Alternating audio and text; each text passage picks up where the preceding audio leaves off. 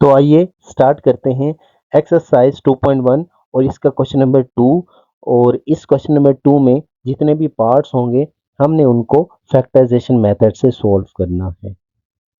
तो सबसे पहला पार्ट है x square minus x minus 6 is equal to 0। तो डियर स्टूडेंट, तो आपने एक बात अपने माइंड में बिठानी है, कोई भी मेथड अप्लाई कर रहे हो हमारे पास क्वाड्रेटिक इक्वेशन स्टैंडर्ड फॉर्म में होनी चाहिए। जैसा कि आपको नजर आ रहा है, स्टैंडर्ड फॉर्म है a x square plus b x plus c is equal to 0। इसको कंपेयर करें हमारे गिवन क्वेश्चन से जो भी बिल्कुल कंपेयर है। तो x square minus x minus 6 is equal to 0, ये एक स्टैंडर्ड फॉर्म है। तो इसके ऊपर हम फैक्टराइजेशन मेथड अप्लाई कर सकते हैं। तो अप्लाई करते हैं। गिवन क्वेश्चन मैंने दोबारा लिख लिया है। तो अगर ये कंफर्म हो जाए कि हमारी गिवन इक्वेशन या क्वेश्चन जो है वो स्टैंडर्ड फॉर्म में है, तो फैक्टराइजेशन मेथड हम अप्लाई कर रहे हैं। तो सबसे पहला स्टेप है, आपने कोफिशिएंट्स लिख लेने हैं। अब ये कोफिशिएंट्स क्या होते हैं? एक्स स्क्वायर के साथ एक्स के साथ जो रियल नंबर यूज हो रहे हैं वो कोफिशिएंट है। एक्स स्क्वायर के साथ ए है, तो इधर एक्स स्क्वायर के साथ कोई भी नंबर नहीं है, तो आपका ए होगा 1। दूसरा कोफिशिएंट बी है एक्स के साथ, क्योंकि बी है, हम अगर इधर एक्स चेक करें क्वेश्चन में तो इसके साथ जस्ट माइनस है और कोई भी रियल नंबर नहीं है, तो हम बी को -1 कंसीडर करेंगे। और विदाउट वेरिएबल कांस्टेंट कहलाता है, तो इधर विदाउट वेरिएबल -6 है, ये हमारी सी की वैल्यू हो जाएगी। क्लियर होगी बात? सबसे पहला स्टेप, इसको कंपेयर करना है quadratic equation in standard form से। कंपेयर होने के बाद कोफिशिएंट लिखने हैं। फिर कोफिशिएंट लिखने के बाद आपने एक्स स्क्वायर के कोफिशिएंट को और कांस्टेंट को मल्टीप्लाई करना होगा। तो एक्स स्क्वायर का कोफिशिएंट 1 है, कांस्टेंट -6 है, तो इनको मल्टीप्लाई करें तो -6 आ जाएगा। क्लियर होगी बात? नेक्स्ट स्टेप पर आपने अपना टोटल फोकस 6 पर ही रखना है। अभी थोड़ी देर के लिए नेगेटिव को इग्नोर करके आपने टोटल फोकस 6 पर रखना है और 6 के पॉसिबल फैक्टर्स लिख लेने हैं। अब ये पॉसिबल फैक्टर्स का मतलब ये होता है कि 6 किन नंबर्स पर डिवाइड होता है या 6 किन नंबर्स के टेबल में आता है। तो सबसे पहले 6 इटसेल्फ टेबल में आता है, 6 मल्टीप्लाई बाई 1। दूसरा फैक्टर है 2 मल्टीप्लाई बाई 3 या 3 मल्टीप्लाई बाई 2, ये एक ही बात है। जैसे 6 मल्टीप्लाई बाई 1, 1 मल्टीप्लाई बाई 6 भी एक ही बात थी। तो ये पॉसिबल इसके फैक्टर्स जस्ट 2 ही हैं, 6 और 1, 2 और 3। क्लियर? जब आपके पास पॉसिबल फैक्टर आ जाएं तो बच्चों मेन इसमें चीज ये है, हमने इसकी मिड टर्म ब्रेक करनी है। इस पूरी इक्वेशन में मिड टर्म क्या नजर आ रही है? -x। -x का मतलब -1। तो मतलब ये कि हमने जो पॉसिबल फैक्टर्स लिखे हैं इनको हमने इस तरह यूज करना है कि प्लस माइनस करें तो -1 आए, मल्टीप्लाई करें तो -6 आए। ये वाली बात बड़ी इंपॉर्टेंट थी। तो चलते हैं टू फाइंड बी। क्लियर? हमने बी फाइंड करना है इन फैक्टर्स को यूज करते हुए। तो बी कैसे आएगा? इन फैक्टर्स को सेपरेटली प्लस भी करेंगे माइनस भी करेंगे। देखो पहले फैक्टर को हमने 6 और 1 को प्लस किया 7 आया, 6 और 1 को माइनस किया तो 5 आया, हमें 1 नहीं मिल रहा, तो ये फैक्टर हम यूज नहीं कर सकते मिड टर्म को ब्रेक करने के लिए। नेक्स्ट नेक्स्ट फैक्टर को हमने जब प्लस माइनस किया, प्लस करने से तो 5 मिल गया, माइनस करने से 1 मिला है। हमें तो -1 चाहिए, बट 1 तो आ चुका है, माइनस अभी ले आते हैं। तो इसका मतलब ये हुआ 1 आ चुका है, तो हम इसी फैक्टर को यूज करेंगे। क्लियर? मतलब 2 और 3 को हम यूज करने वाले हैं। किस तरीके से यूज करेंगे? इस तरीके से आपने इसको यूज करना है कि प्लस माइनस करें तो -1 आए, मल्टीप्लाई करें तो -6 आए। तो सो वी यूज लाइक 2। अगर हम 2 के साथ प्लस लगा लें, 3 के साथ माइनस लगा लें, तो ये -1 आ जाता है। अगर इन्हीं नंबर्स को मल्टीप्लाई कर दें, 2 और -3 को मल्टीप्लाई कर दें तो -6 आ जाता है। क्लियर होगी बात? अच्छा जी। So over mid term is break, हमारी मिड टर्म ब्रेक हो गई है, मतलब इस x को हम रिप्लेस कर सकते हैं 2x -3 से या -3x प्लस 2x से, एक ही बात है। तो हम x की जगह रिप्लेस कर, अब x नहीं लिखना, अब हमारे पास इसको हमने ब्रेक कर दिया, x की जगह आपने -3x लिख लेना है और प्लस 2x लिख लेना है। जब आप इसको ब्रेक कर लें तो आपने अलग-अलग दो-दो टर्म में से कॉमन लेने हैं, मतलब पहली दो टर्म में से भी कॉमन लिया जाएगी वैल्यू और आखिरी दो टर्म में से भी वैल्यू उसको कॉमन लिया जाएगा। तो इसका मतलब कॉमन लेने का मैं आपको आसान तरीका ये समझा रहा हूँ कि आपने पहली दो टर्म में से कॉमन लेना है x और आखिरी दो टर्म में से कॉमन लेना है 2 को। इस तरीके से कॉमन लेना है। इसको फर्दर मैंने डिटेल में लिख दिया, x स्क्वायर को मैंने लिख दिया x डॉट x से और 3x को लिख दिया 3 डॉट x से, 2x को 2 डॉट x से और 6 को 2 डॉट 3 से। अब देखें इन दोनों में से x डॉट x और 3 डॉट x में से x कॉमन आ सकता है इस तरीके से, और 2 डॉट x और -2 डॉट 3 से कॉमन एक जैसी वैल्यू क्या है 2 है, वो बाहर कर दी तो क्या बच गया x माइनस 3। कॉमन जब ले लें तो दो लीनियर फैक्टर बनेंगे ब्रैकेट्स में, उनका आना बहुत जरूरी है। ये मैंने डॉटेड लाइन में इसको शो कर दिया है, ये हमारे पास बिल्कुल सेम है। अगर ये सेम नहीं आते तो ये वाला फैक्टर हमारा बिल्कुल रॉन्ग होगा, इसको हमें दोबारा चेक करना पड़ेगा। अगर आपके पास ये फैक्टर सेम आ जाएं तो बच्चों इनको हम नेक्स्ट स्टेप पर अलग से कॉमन कर लेंगे। मतलब ये कि इस पूरी टर्म में और इस पूरी टर्म में, ये टोटल दो टर्म में जो एक जैसी थी वो बाहर निकाल ली वैल्यू, और बाकी वैल्यूज को x और 2 को ब्रैकेट में लिख लेंगे। x माइनस थ्री कॉमन लेने के बाद हमारे पास कुछ इस तरीके से इक्वेशन बन जाएगी, x minus three into x plus two. जब आप कॉमन ले चुके हों तो इसका मतलब आपने अब कंपेयर करना है इन दोनों लीनियर फैक्टर्स को जीरो के, मतलब x माइनस थ्री भी जीरो के इक्वल पुट कर देनी है और x प्लस टू भी जीरो के इक्वल पुट कर देना है। तो इधर से -3 राइट हैंड साइड पर शिफ्ट होकर +3 हो जाएगा और +2 राइट हैंड साइड पर शिफ्ट होकर -2 हो जाएगा, और आपका सॉल्यूशन सेट आ गया 3 और -2। आप ये नीचे आंसर चेक भी कर सकते हैं। हमारा बुक का आंसर 3 और -2 है, तो हमारा सॉल्यूशन भी 3 और -2 आ चुका है। ये हमने चेक भी कर लिया। तो डियर स्टूडेंट, ये मैंने काफ़ी डिटेल से आपको समझाया है। इस तरीके से आप फर्दर 2 क्वेश्चन और समझेंगे तो ये सारा मेथड आपको फिंगर टिप्स पर याद हो जाएगा और आप किसी भी क्वाड्रेटिक इक्वेशन को आसानी से फैक्टराइज कर सकते हैं। आइए चलते हैं नेक्स्ट पार्ट की तरफ।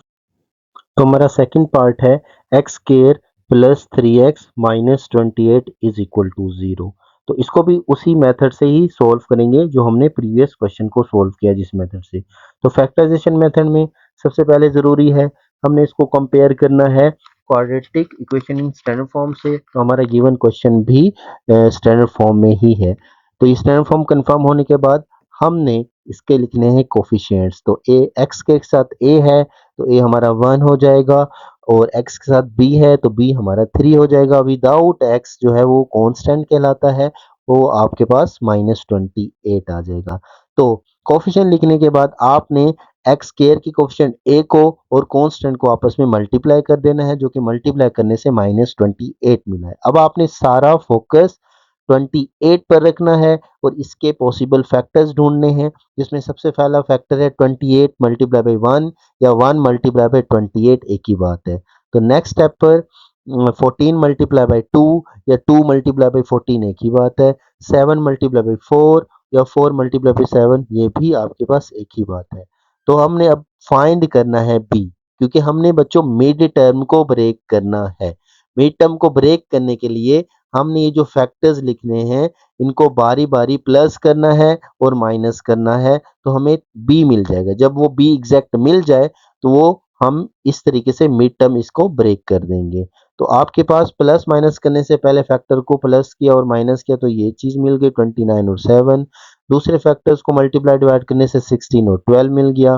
तीसरे फैक्टर को प्लस और माइनस करने से 11 और 3 मिल गया। हमें 3 चाहिए, तो हमें इस फैक्टर से 7 और 4 वाले फैक्टर से 3 मिल चुका है। अब हम इसको किस तरीके से यूज करेंगे कि प्लस माइनस करेंगे 3 आ जाए, मल्टीप्लाई करें इन दोनों फैक्टर्स को तो -28 है, बस इनके साथ साइन लगाना होता है 7 और 4 के साथ। तो इसका मतलब हम इस फैक्टर को यूज करेंगे और 7 के साथ प्लस 4 के साथ माइनस कर लें तो ये +3 बन जाता है, और इन्हीं दो फैक्टर्स को अब हम मल्टीप्लाई कर लें तो -28 बनता है। तो मतलब ये 2 पॉइंट एग्जैक्ट हमारे ठीक हो रहे हैं इस फैक्टर की वजह से। तो इसका मतलब ये हुआ हम मिड टर्म ब्रेक इजीली कर सकते हैं।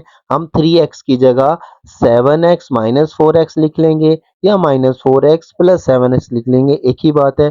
तो मैंने क्या लिख लिया, -4x प्लस 7x, ये आसान तरीके से हो गया, तो -28 इज इक्वल टू 0। जब आप मिड टर्म ब्रेक कर लें, 3x की जगह नए फैक्टर्स आ जाएं, तो आपने फर्स्ट टू टर्म और लास्ट टू टर्म में से कॉमन लेना होता है। तो फर्स्ट टू टर्म में से कॉमन आ रहा है x और आखिरी टू टर्म में से कॉमन आ रहा है 7। तो कॉमन लेने के लिए मैंने इक्वेशन को फर्दर स्टेप्स में लिख दिया है, एक्स स्क्वायर को x डॉट x और 4x को 4 डॉट x, 7x को 7 डॉट x और 28 को 7 डॉट 4। अब देखें, पहली दो टर्म में से आपको x एक जैसा नजर आ रहा होगा, तो ये बाहर, तो ब्रैकेट में x माइनस 4, और आखिरी दो टर्म में से 7 और सेम आ रहा है, तो ये बाहर, तो ब्रैकेट में x माइनस 4।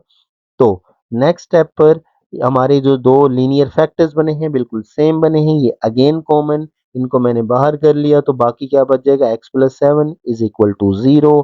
अब हमने इनको कंपेयर कर देना है जीरो के, x माइनस 4 जीरो के इक्वल, x प्लस 7 जीरो के इक्वल, -4 राइट हैंड साइड पर शिफ्ट होकर +4 और +7 राइट हैंड साइड पर शिफ्ट होकर -7। तो आपका सोल्यूशन सेट 4 और -7 है, और आप ये बुक से आंसर भी चेक कर सकते हैं। तो ये एग्जैक्ट हमारा यही आंसर है। आइए स्टार्ट करते हैं हम क्वेश्चन नंबर 2 के थर्ड पार्ट को। क्वेश्चन नंबर 2 का थर्ड पार्ट गिवन है 6x square plus 13x minus 5 is equal to 0। तो डियर स्टूडेंट, ये हमारे पास एक स्टैंडर्ड फॉर्म है, कंपेयर कर लें, a x square plus b x plus c equal to 0, ये एग्जैक्ट हमारे पास एक स्टैंडर्ड फॉर्म है। तो इसको सोल्व करते हैं, ये दोबारा मैंने इक्वेशन लिख ली। जब आपको कंफर्म हो जाए ये एक स्टैंडर्ड फॉर्म है, तो आपने क्या लिखना है, कोफिशिएंट लिखने हैं। तो यहाँ पर ए है 6 और बी है आपके पास 13 और सी आपके पास -5 है। जब आप कोफिशिएंट लिख लें, तो ए और सी को आपने मल्टीप्लाई कर देना है, फिर आपने अपना पूरा फोकस 30 पर रखना है। 30 के पॉसिबल फैक्टर्स ढूंढने हैं। पहला फैक्टर है 30 और 1, दूसरा है 15 और 2, तीसरा है 10 और 3, और लास्ट में है 6 और 5। इससे आगे इसके फैक्टर्स नहीं है। अब बारी बारी हमने इन सारे फैक्टर्स को प्लस करना है और माइनस करना है। मकसद प्लस और माइनस करने का यह है कि हमें बी मिल जाए। क्लियर? क्योंकि बी 13 है, तो बी को ढूंढने के लिए हम इन फैक्टर्स को बार बारी प्लस भी करेंगे, माइनस भी करेंगे। तो पहले फैक्टर्स को प्लस किया और माइनस किया, तो 31 और 29 मिल गया। दूसरे फैक्टर्स को प्लस माइनस करने से 17 और 13 मिल गया, और तीसरे फैक्टर को 13 और 7, नेक्स्ट एंड में 11 और 1। हमें 13 चाहिए, तो बच्चों यहाँ पर आप देख रहे होंगे दो फैक्टर ऐसे हैं, 15 और 2 एक ऐसा फैक्टर है, इनको माइनस करें तो 13 आता है। 10 और 3 ऐसा फैक्टर है, जिसको प्लस करें तो 13 आता है। तो दोनों में से कौन सा फैक्टर यूज करें? हमने दोनों में से जो फैक्टर यूज करना है वो एक यूज करना है, वो है 15 और 2। हम 10 और 3 इसलिए यूज नहीं कर सकते क्योंकि वो जो ब्रैकेट्स में जो दो सेम वैल्यू बनेगी, लीनियर फैक्टर बनेगी, वो सेम नहीं आएंगी इनको यूज करने के लिए।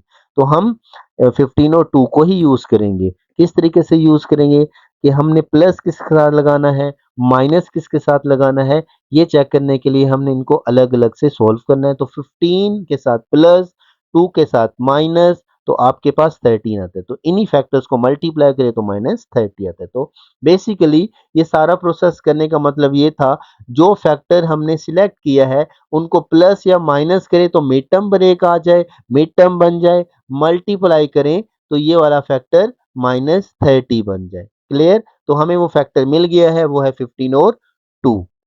अब हम इसकी मिड टर्म को ब्रेक करते हैं। तो हमारी मिड टर्म जो ब्रेक हो रही है, मतलब ये कि 13x की जगह हम क्या लिख देंगे, 15x माइनस 2x। तो मैं माइनस वाली वैल्यू को पहले लिख देता हूँ, प्लस वाली वैल्यू को बाद में लिख देता हूँ, ताकि कॉमन लेने में आसानी हो। तो पहली दो टर्म में से और आखिरी दो टर्म में से हमने कॉमन लेना है। तो पहली दो टर्म में से कॉमन आ रहा है 2x, आखिरी दो टर्म में से कॉमन आ रहा है 5। आप ये बच्चों डायरेक्ट भी ले सकते हैं, ये स्टेप करने की ज़रूरत बेशक आपको नहीं है। आप इसमें डायरेक्ट भी कॉमन ले सकते हैं, ये जस्ट आपको समझाने के लिए। ब्लैक वर्डिंग के अलावा जो कुछ भी लिखा है, ये आपको जस्ट समझाने के लिए। आपने नोट जो करना है वो ब्लैक वर्डिंग को ही करना है। ये मैं डिटेल में समझा रहा हूँ, ताकि कभी भी इन फ्यूचर आपको कोई भी फैक्टराइजेशन मेथड से क्वेश्चन सॉल्व करना हो, तो वो आपको आसानी से आ जाए कि उसके बैकग्राउंड पर ये प्रोसेस हो रहा है। तो पहली दो टर्म में से जब आपने कॉमन लिया तो 2x, और ब्रैकेट में बच गया 3x-1, आखिरी दो टर्म में से कॉमन लिया 5, तो बच गया 3x-1। तो जो दो ब्रैकेट्स में वैल्यूज आई हैं इनका सेम आना इंतहाई ज़रूरी है। यही इसका कोर आइडिया है कि आपने सही वाले फैक्टर को सिलेक्ट किया है। तो ये अगेन कॉमन, तो 3x-1 बाहर, तो बाकी बच जाएगा 2x + 5 = 0। तो हमने इनको कंपेयर कर देना है 0 के इक्वल। 3x-1 0 के इक्वल पुट कर दिया और 2x + 5 भी 0 के इक्वल पुट कर दिया। बेशक आगे पीछे लिख सकते हैं, कोई मसला नहीं। तो +5 उधर आकर -5, -1 इधर आकर +1। 2x 2 यहाँ मल्टीप्लाई हो रहा है, इसके नीचे आके डिवाइड हो जाएगा नेक्स्ट स्टेप पर, और 3 इधर मल्टीप्लाई हो रहा है, उसके नीचे आके डिवाइड, और यही हमारा सॉल्यूशन सेट है। आप नीचे आंसर भी चेक कर सकते हैं। तो यही हमारा बुक वाला आंसर है। आइए स्टार्ट करते हैं क्वेश्चन नंबर 2 के फोर्थ पार्ट को। तो क्वेश्चन गिवन है x square minus 3/2x is equal to 9/2। तो बच्चों सबसे पहला स्टेप है, गिवन जो इक्वेशन है क्या वो स्टैंडर्ड फॉर्म में है या नहीं है, उसको कंफर्म करने के लिए हमने इसको कंपेयर किया स्टैंडर्ड फॉर्म से। तो हमारी गिवन इक्वेशन स्टैंडर्ड फॉर्म में नहीं है। क्लियर? तो बच्चों हमने यहाँ दो काम पहले से करने हैं। एक तो ये स्टैंडर्ड फॉर्म नहीं है, इसकी स्टैंडर्ड फॉर्म बनाएंगे। दूसरा, आपके पास कोफिशिएंट फ्रैक्शन में नहीं होने चाहिए। अगर कोफिशिएंट फ्रैक्शन में है तो फिर आपको मिड टर्म ब्रेक करना डिफिकल्ट कॉम्प्लेक्स हो जाएगा। तो इसकी फ्रैक्शन को खत्म करने के लिए हम इसका एलसीएम लेंगे। तो सबसे पहले हम इसकी फ्रैक्शंस को खत्म करते हैं, कोफिशिएंट को फ्रैक्शन को खत्म करते हैं। तो फ्रैक्शन को खत्म करने के लिए हमने इसको प्रॉपर वे में लिखना है। तो एक्स स्क्वायर का डिनोमिनेटर 1 है, जो कि जिसका डिनोमिनेटर ना हो उसका डिनोमिनेटर 1 होता है। तो फ्रैक्शंस जब भी आ जाए उनका एलसीएम लिया जाता है। यहाँ पर एलसीएम हमारे पास 2 आ रहा है। ये 2 कैसे है? तो सबसे पहले एलसीएम का लॉजिक समझ लें।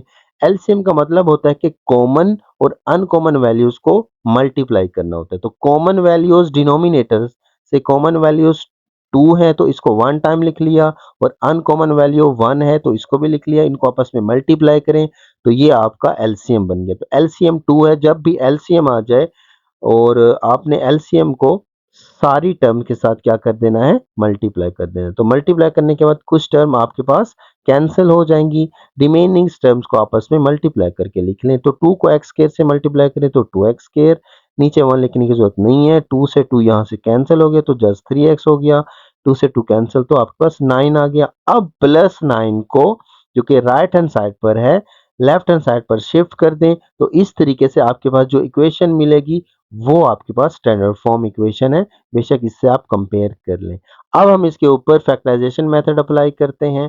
तो फैक्टराइजेशन मेथड अप्लाई करने के लिए हमें सबसे पहले इसके कोफिशिएंट्स को लिखना है। ए आपके पास 2 है, बी आपके पास -3 है, सी आपके पास -9 है।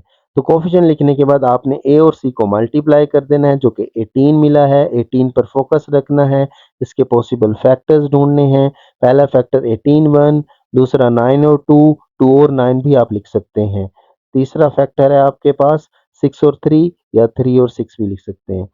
और इसके बाद फैक्टर नहीं है तो फैक्टर्स को प्लस माइनस करके हम पहले बी ढूंढेंगे। हमें बी चाहिए, वो भी -3 का। तो पहले प्लस माइनस करते हैं।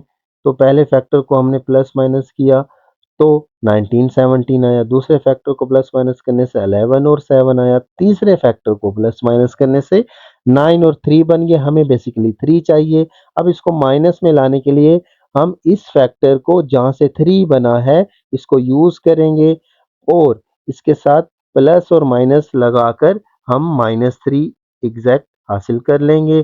तो अगर हम 6 के साथ माइनस लगा लें, 3 के साथ प्लस लगा लें, तो आपके पास यहाँ -3 बनता है। सॉरी, यहाँ मैंने +3 लिखा हुआ है, गलती से टाइपिंग मिस्टेक है। आप इसको -3 कर लीजिएगा। तो इसका मतलब ये हुआ हमारे एग्जैक्ट फैक्टर -6 और +3 है। तो आपकी मिड टर्म ब्रेक हो गई है। आपने मिड टर्म की जगह -3x की जगह आपने लिख लेना है -6x + 3x। तो मिड टर्म ब्रेक होने के बाद आपने कॉमन लेना है 2x और 3 को। पहली दो टर्म में से 2x कॉमन, आखिरी दो टर्म में से 3 कॉमन। तो इस तरीके से आप इसको आसानी से कॉमन ले सकते हैं। बेशक ये स्टेप आप ना लिखिए, आपको समझाने के लिए। पहली दो ये टर्म है तो इसमें से 2 और x कॉमन है, तो ये आपके पास बाहर आ जाएगा, तो ब्रैकेट में x माइनस 3 बच जाएगा। आखिरी दो टर्म में से 3 सेम है, तो ये बाहर, तो आपके पास x माइनस 3 कॉमन लेने के बाद जो एग्जैक्ट टर्म आ जाए वो फिर से कॉमन, x माइनस 3 बाहर, तो क्या बच जाएगा 2x plus 3 is equal to 0। तो आपने कंपेयर कर देना इसको 0 के इक्वल। अच्छा जी, x माइनस 3 भी 0 के इक्वल और 2x प्लस 3 भी 0 के इक्वल। प्लस 3 माइनस 3 उधर आकर प्लस 3 उधर आकर माइनस 3। अब हम इसको कंटिन्यू करते हैं, 2 यहाँ मल्टीप्लाई हो रहा है, उसके नीचे आके डिवाइड, तो फाइनल आपके पास सॉल्यूशन सेट आ गया 3 और माइनस 3/2। इसको आप बेशक आंसर के साथ कंफर्म कर लें, बुक का आंसर एग्जैक्ट सेम है। तो बच्चों एक और बात याद रखिएगा, क्वेश्चन नंबर 2 के फर्स्ट 4 पार्ट आपके पास शॉर्ट के हैं, इसमें से फोर्थ पार्ट काफी इंपॉर्टेंट है, इसकी आपने बार बार प्रैक्टिस करनी है।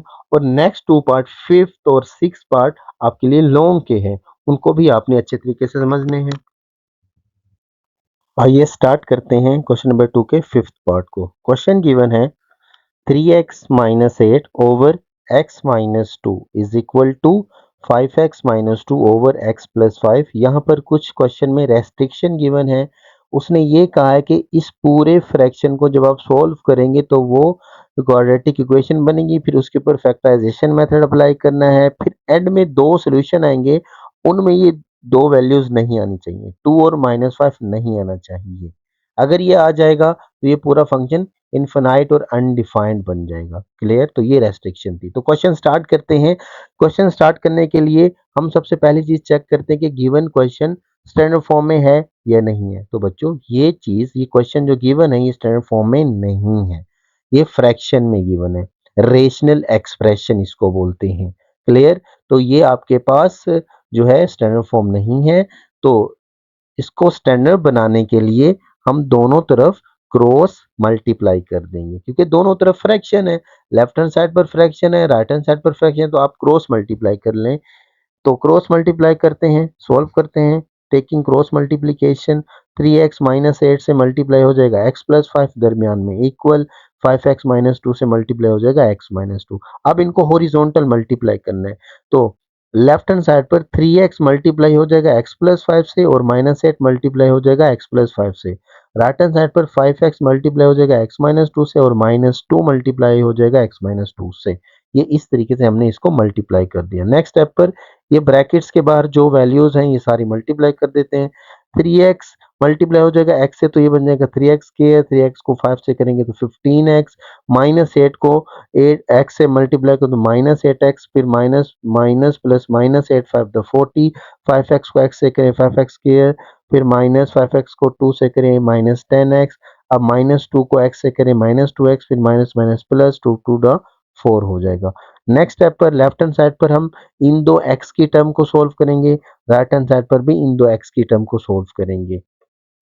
3x स्क्वायर 15x में से माइनस 8x किया तो आपके पास 7x आ जाएगा और माइनस 40 एज इट इज, और माइनस माइनस प्लस होता है तो ये बन जाएगा माइनस 12।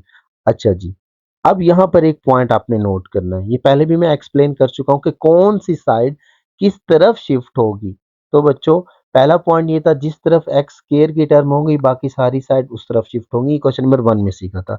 बट यहाँ पर दोनों तरफ क्वाड्रेटिक इक्वेशन है, तो इस पॉइंट पर इस कॉन्सेप्ट को समझने के लिए क्या जरूरी होगा, आपने ये देखना होगा किस तरफ एक्स स्क्वायर का कोफिशिएंट ज्यादा है। तो बच्चों राइट हैंड साइड पर एक्स स्क्वायर का कोफिशिएंट ज्यादा है, तो ये लेफ्ट हैंड साइड सारी की सारी इधर आकर माइनस हो जाएगी, मतलब 3x स्क्वायर प्लस है इसमें से आके माइनस, प्लस 7x 12x में से आके माइनस, माइनस 44 में आके प्लस हो जाएगा। तो हमने कुछ इस तरीके से इसको करना है। क्लियर? नेक्स्ट स्टेप पर एक्स स्क्वायर की दो टर्म है, एक्स की दो टर्म है, कांस्टेंट दो टर्म है, इनको सोल्व कर लेते हैं। 5x square minus 3x square, तो ये 2x square, minus 12x minus 7x तो माइनस 19x, ये प्लस 4 प्लस 40 तो 44, और इधर क्या बच जाएगा 0, तो इसको रीअरेंज कर लिए और ये हमारी स्टैंडर्ड फॉर्म होगी। इसको बेशक इससे कंपेयर कर लें। क्लियर? तो जब स्टैंडर्ड फॉर्म बन जाए तो हम उसको उसके ऊपर मेथड अप्लाई करते, तो मेथड है फैक्टराइजेशन मेथड। तो सबसे पहले इसके कोफिशिएंट लिखें, ए है 2, बी है माइनस 19, सी है 44। तो प्रीवियस क्वेश्चन की तरह इसको भी उसी तरह सोल्व करेंगे, कांस्टेंट को और कोफिशिएंट एक्स स्क्वायर को मल्टीप्लाई कर देना है, तो 88 पर फोकस रखना है, इसके पॉसिबल फैक्टर ढूंढने हैं, तो इसके टोटल पॉसिबल फैक्टर ये आ गए। तो अब इन पॉसिबल फैक्टर्स को ढूंढने के बाद हमने इनको बारी बारी प्लस और माइनस करना है ताकि हमें बी मिल जाए। तो बी ढूंढने के लिए इनको प्लस और माइनस किया, तो हमें तीसरे फैक्टर में जाकर बी मिल गया। तीसरे फैक्टर को जब हमने प्लस और माइनस किया तो ये 19 और 9 मिला। तो इसका मतलब इस फैक्टर को हम यूज करेंगे। किस तरीके से यूज करेंगे, बस इनके साथ साइन पुट करना है।